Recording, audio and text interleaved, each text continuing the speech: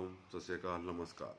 दोस्तों, आज ये वीडियो मैं बना रहा हूँ यूएस के टूरिस्ट वीज़ा, बिजनेस वीज़ा के लिए। और उसके लिए 6 स्टेप होते हैं जिसके थ्रू अगर आप फॉलो करते हैं तो आप वीज़ा ले सकते हैं। तो दोस्तों, स्टार्ट करने से पहले मैं आपको बताना चाहूँगा कि टूरिस्ट वीज़ा इस टाइम लो प्रायोरिटी पे है। अगर हम कहें कि पोस्ट कोविड के बाद अगर स्टार्ट हो भी जाते हैं टूरिस्ट वीज़ा, तो मतलब टूरिस्ट वीज़ा तो शायद दिसंबर 2021 तक हो पाएंगे। जो अभी वीज़ा इन्होंने वो स्टार्ट कर रखे हैं अपने, वो immigration visa, family visa, green card visa, work visa और अदर इम्पोर्टेंट वीज़ाज।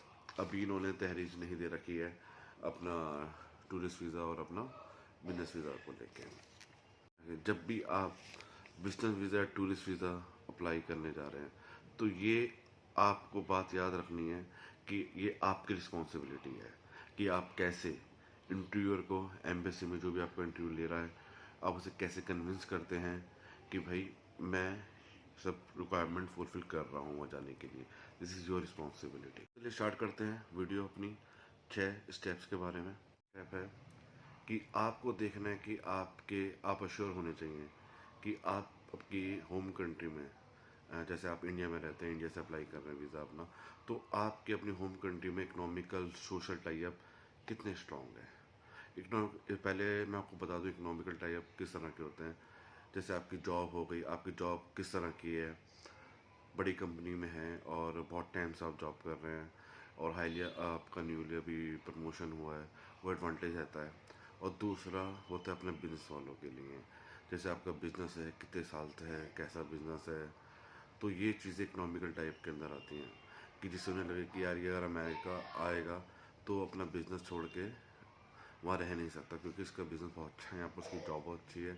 ये तो हो गया आपका इकोनॉमिकल टाई अप। अब दूसरा होता है सोशल टाई अप। जैसे अपना फैमिलीज़ हैं, आप जब जा रहे हैं अमेरिका तो आपके पीछे कौन कौन फैमिली में है और आपका घर आपका है अपना, तो ये मतलब मैटर करते हैं बहुत ज़्यादा चीज़। क्योंकि मोस्टली जो वीज़ा रिजेक्ट होते हैं वो इसी बेस के रिगार्डिंग ही कैन रिजेक्ट होते हैं। बिकॉज सेक्शन 241B जो इमिग्रेशन लॉ है, उसका एक क्लॉज है जिसकी वजह से ये लोग वीज़ा अपना रिजेक्ट कर देते हैं। अगर नहीं लगता है कि आपके, उन्हें लगता है जैसे आपको कि भाई स्ट्रॉन्ग टाई अपनी इकोनॉमिकल और सोशल टाई अपनी है, और उन्हें लगता है कि आप अमेरिका जाओगे तो वापस नहीं आओगे, तो जिसकी वजह से अपना वो क्लॉज में दिखाते हैं भाई 241B के अंडर हमने इनका वीज़ा रिजेक्ट किया है। दोस्तों, पहला स्टेप यही है कि आपको श्योर होना है कि आपके टाई अप कितने स्ट्रॉन्ग है अपने होम कंट्री के अंदर, तो ही आपको वीज़ा अपना अप्लाई करना। और इसका जो दूसरा अपना स्टेप है, पे द फीस।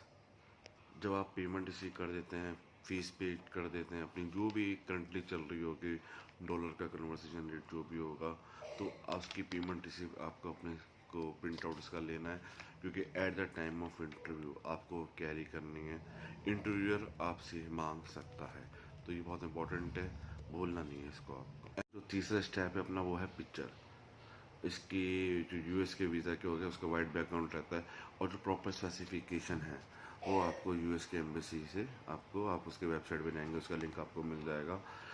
क्योंकि अगर आप प्रॉपर तरीके से अपना फ़ोटो लेके नहीं जाते हैं at a time of interview, वो आपको इंटरव्यू के बीच में बाहर भेज सकते हैं, और आप बाहर जाएंगे तो आपका प्रीशियस टाइम ख़राब होगा, जिससे आपका कॉन्फिडेंस लेवल भी थोड़ा लो होता है। तो प्लीज़ प्लीज़ अपना पहले आप चेक करिए अपना जाने से पहले कि भाई स्पेसिफिकेशन क्या है। और आज के टाइम में किसी भी आप फोटोग्राफर के पास जाएंगे, उनके पास भी स्पेसिफिकेशन होती है और वो आपका फ़ोटो ठीक करके आपको देंगे। स्टेप है इसका, schedule your appointment. But currently दोस्तों, B1 और B2, B1 मतलब अपना बिजनेस वीज़ा, B2 अपना टूरिस्ट वीज़ा, उसके रिगार्डिंग अभी अपॉइंटमेंट इंडिया में नहीं है। जैसा मैंने पहले बताया कि कुछ कंट्रीज़ में अवेलेबल है इनके अपॉइंटमेंट्स, जैसे इसराइल हो गया, दूसरी कंट्रीज़ हो गई, लेकिन जैसे इंडिया है, दूसरी कंट्रीज़ है, वहाँ अवेलेबिलिटी है, दिखता है कि भाई ऑनलाइन के आप ले भी लेते हो स्लॉट, लेकिन पैराडेमिक की वजह से, कोविड की वजह से प्रॉपर फुल फेज ये ओपन नहीं कर रहे हैं, तो कैंसिल कर देते हैं या तो आगे के लिए उसका वो बढ़ा देते हैं। तो अगर आप अपॉइंटमेंट ले भी लेते हैं, लेकिन जाने से पहले आप रीचेक करिए कि भाई कहीं मेरा अपना अपॉइंटमेंट मेरा आगे तो नहीं बढ़ा दिया, कैंसिल तो नहीं हो गया, कि ऐसा ना हो कि वहाँ जाए, वहाँ जाके आपको परेशान। तो स्टेप नंबर 5 ये हमारा इम्पोर्टेंट है। इसमें आपको जितने भी आपको सपोर्टिंग डॉक्यूमेंट्स कैरी करने हैं, चाहे वो टूरिस्ट वीज़ा के लिए, बिजनेस वीज़ा के लिए, वो आपको अरेंज करने हैं। दोस्तों ये बहुत इंपॉर्टेंट स्टेप है, बिकॉज उनको शो होना चाहिए कि आपके, जैसे मैंने पहले बताया आपको स्टार्टिंग में, कि इकोनॉमिक सोशल टाई आपके स्ट्रॉन्ग उन्हें दिखने चाहिए। और सोशल इकोनॉमिकल टाइप क्या होते हैं मैंने आपको बताया है। अगर मैं दोबारा बता देता हूँ, जैसे आपका बिजनेस है तो आपके कितने साल से बिजनेस है, कितना स्ट्रॉन्ग बिजनेस है आपका, कि आप उसे छोड़ के नहीं जा सकते, आपको आना ही है। और दूसरा, आपकी जॉब बहुत अच्छी है तो आप उसे छोड़ के नहीं वहाँ रह सकते, आपको अपनी जॉब पे आना ही पड़ेगा। दोस्तों उनको रिस्क फैक्टर दिखना चाहिए कि आप यूएस स्टे नहीं करेंगे, आप इंडिया वापस आएंगे, कि आपके स्ट्रॉन्ग टाई अप है। और एज बिलो 30 बहुत डिफ़िकल्ट होता है वीज़ा लेना, चाहे वो टूरिस्ट हो या बिजनेस। डिफ़िकल्ट है लेकिन इम्पॉसिबल नहीं है। मैंने 29 साल की उम्र में वीज़ा लिया था, यूएस का बिजनेस वीज़ा। तो चांसेस कम होते हैं लेकिन इम्पॉसिबल नहीं है। अगर आप प्रॉपर तरीके से वीज़ा अप्लाई करते हैं, डॉक्यूमेंटेशन से लेके इंटरव्यू को सही से कर लेते हैं, तो आपका वीज़ा लगेगा। मैं अपना खुद का एग्जांपल बता सकता हूँ चीज़ को लेकर। जो भी इंटरव्यू में आपसे पूछा जाए, ठीक है, वो आपके डॉक्यूमेंट से मैच होना चाहिए।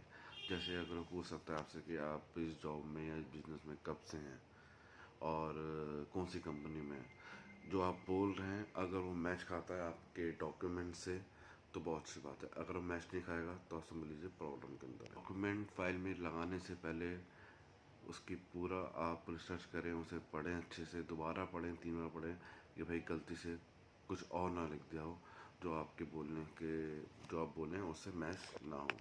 तो बहुत इंपॉर्टेंट है ये, क्योंकि अगर आपके डॉक्यूमेंट्स सही हैं, जैसे मैं हमेशा बोलता हूँ, डॉक्यूमेंट्स अगर आपके ठीक हैं तो ही आप कॉन्फिडेंस से अपना वीज़ा का इंटरव्यू दे सकते हो, चाहे वो बिजनेस वीज़ा हो, चाहे अपना वो टूरिस्ट वीज़ा हो। तो प्लीज़ रीचेक करें अपनी फ़ाइल लगाने से पहले। कई preparation of document is very important to get US business visa, tourist visa. और एक बात, वो आपसे आपके at the time of interview आपका सोशल मीडिया अकाउंट्स भी चेक कर सकते हैं, चाहे वो ट्विटर हो, चाहे वो फेसबुक हो, चाहे वो आपका इंस्टाग्राम हो, चाहे कुछ कोई भी आपके सोशल मीडिया अकाउंट्स हो, कि वो देखना चाहते हैं भाई ये जो बंदा हमें बता रहा है वो वाकई वही है या कुछ और तो नहीं है। तो आप हमेशा याद रखिएगा, आप कि वो आपसे क्वेश्चन कर सकता है, आपका मोबाइल देख सकता है कि भैया दिखाइए अपना सोशल मीडिया अकाउंट। चलिए दोस्तों, मैं आपको बताता हूँ कि क्या डॉक्यूमेंट्स आपको कैरी करने हैं eight the time of interview. पहला आपका वैलिड पासपोर्ट, दूसरा पासपोर्ट साइज़ फ़ोटोग्राफ, जैसे मैंने आपको बताया कि वो क्या उसकी स्पेसिफिकेशन है, वो आपको मिल जाएंगे अगर आप यूएस की वेबसाइट पे, यूएस एम्बेसी वेबसाइट पे चेक करेंगे। तीसरा आपका printed TS 160 form and confirmation page, बहुत इंपॉर्टेंट है। और चौथा आपका पेमेंट रिसिप्ट, जो आपने फ़ीस पेड करी है वो आपकी रिसिप्ट आपके पास होनी चाहिए पेपर। इंटरव्यूअर आपसे मांग सकता है तो आपको वो दिखानी पड़ेगी। और इंटरव्यू का कंफर्मेशन पेज, ठीक है, ये अपने 5 महीने आपको बता दिए हैं। सिक्स्थ है आपका लेटर, पर्पस ऑफ ट्रिप, उसमें आपने मेंशन कर रखा होना चाहिए कि भाई आप क्यों जाना चाहते हो। अगर बिजनेस वीज़ा है तो बिजनेस किस पर्पज़ से जा रहे हो, कौन सा बिजनेस करने जा रहे हो, क्या आप परचेज या आपकी कोई मीटिंग्स है, तो वो आपको लेटर ऑफ उसके अंदर पर्पस ऑफ ट्रिप आपको दिखना चाहिए। और घूमने जा रहे हैं तो आपके पास उसका बताना चाहिए कि भाई मैं यहाँ यहाँ घूमूंगा, सब आपका लेटर ऑफ पर्पज़ पे आपका दिखना चाहिए। और जो लास्ट है, जो इम्पोर्टेंट है, प्रूफ ऑफ फंड्स।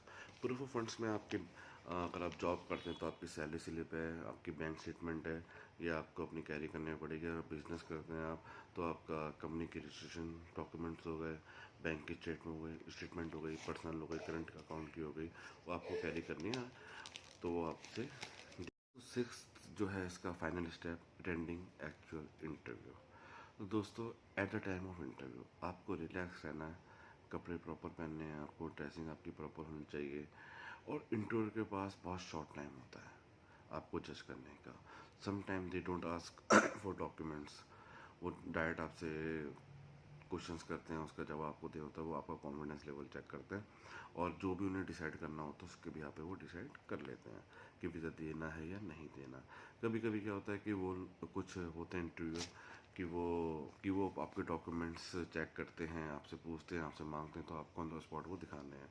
और कुछ होते हैं इंटरव्यू वो आपके डॉक्यूमेंट्स के बिहाफ पे ही आपके वीज़ा देंगे नहीं देंगे वो लोग डिसाइड करते। तो दोस्तों अगर बाई चांस आपको वीज़ा नहीं मिलता है, रिलैक्स रहिए, काम रहिए, और अगर कुछ क्वेश्चन आपको पूछना है तो पोलाइट वे में आप उनसे पूछ सकते हैं। और याद रखिए ये कोई लास्ट टाइम नहीं है, आप दोबारा ट्राई कर सकते हैं। और सोचिएगा कि अगर बाई चांस वीज़ा नहीं लगता कि आपने कहाँ गलती करी है, कुछ से गलती सुधारिए, दोबारा आप ट्राई करें।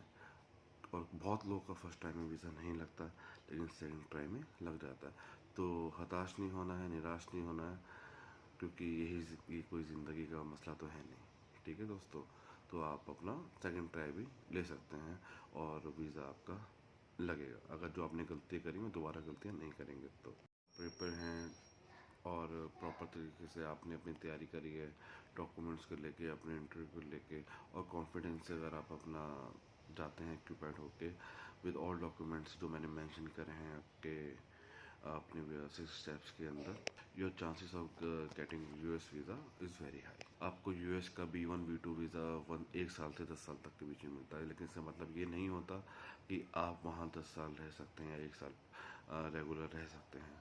आप जब भी यूएस जाएंगे तो इमिग्रेशन पे आपको एक स्टैम्प तो लगाई जाएगी, 6 महीने की होती है, मोस्ट ऑफ टाइम वो 6 मंथ्स की होती है।